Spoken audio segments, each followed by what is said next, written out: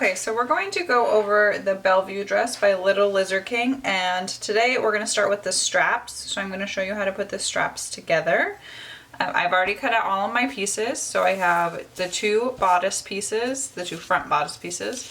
I like to mark where this notch is. I fold the pattern piece behind, lining it up with this notch so that I can lay it down like a template. And then I use my water-soluble pen and just mark off that line right there. And then I do that on both sides, and that would be on the outer bodice front. Then you have your two back bodice pieces. You decide which one you want to be visible on the outside, and then you can mark where the notch is on this one as well. So the notch is kind of behind the fold. You can see it's right here. So I'll mark on this one where that notch is, and this is where the loops are going to get lined up.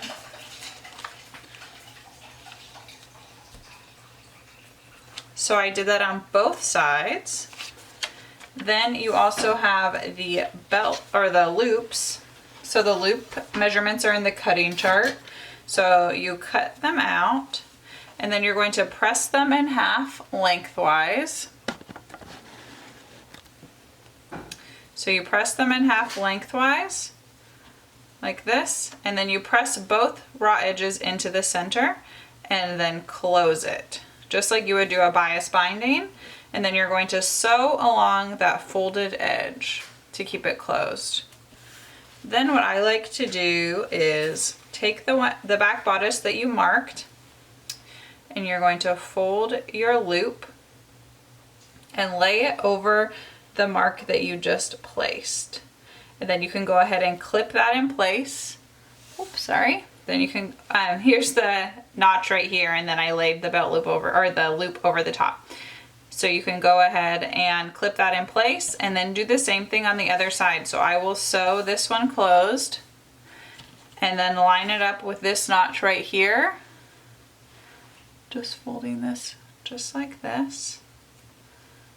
And then clip it on here. And then in a later step, we'll baste these together, but you don't have to worry about that right now.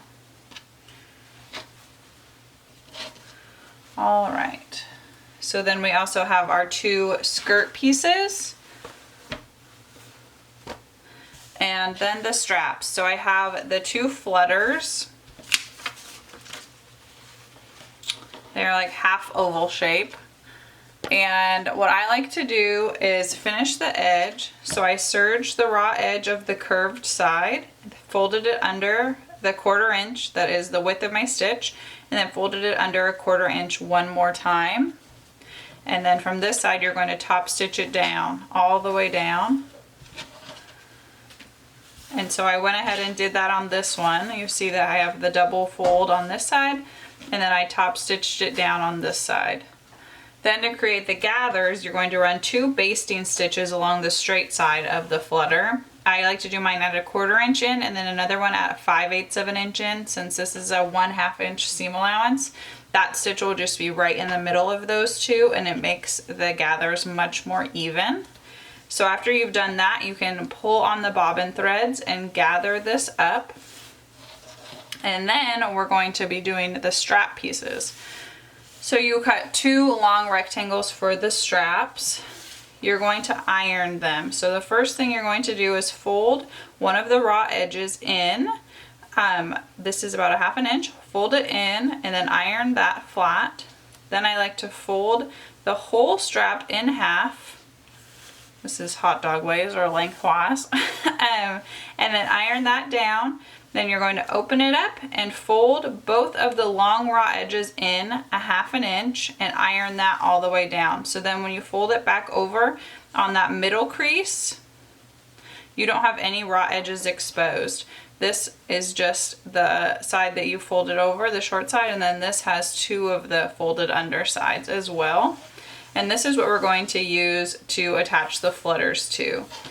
So the next thing I like to do is to lay my straps out. And this is going to have the raw edge down here at the bottom, and then my straps are going to open on opposite sides. And this is to make sure that I have mirror images for the straps. You don't want to end up with two of the exact same straps. So you have already put in your basting stitch into your flutters, and now we are going to pull on the bobbin thread to gather these stitches. So you can go ahead and pull on these to make these nice and tight, and then we can loosen them up to make them the size that we need. Then in the pattern it tells you to mark on the strap a 1/2 inch up from the bottom. So I will open this one, and a 1/2 inch up from the bottom. This is where the bottom of your flutter is going to be. And then depending on the size that you did, you're going to measure again from the bottom up, and it's going to tell you in the pattern how many inches you're going to measure up, and that's going to be the size that you want to gather the flutter to. Okay, now I have pinned or clipped the flutter to the this little piece that we folded over, but on opposite sides. So this one, they're both folded open. This one's going to be on the left, and then this one's going to be on the right, and it's only clipped to that piece that we folded over. Now and it's between the two notches, so you have the notch that's a 1/2 inch up, and then you have a notch that's around like 14-15 inches up. It's clipped between those two. I start my I line the notch up with where the width of the flutter is a 1/2 inch, which is the amount that we folded it over, so that will ensure that the flutter is even on both sides. So now I'm going to fold the strap under, so it's only the layers of the flutter and that piece that we had folded and pressed. Now you're going to baste up this side to hold the flutter to the strap, and you're going to do that on both sides.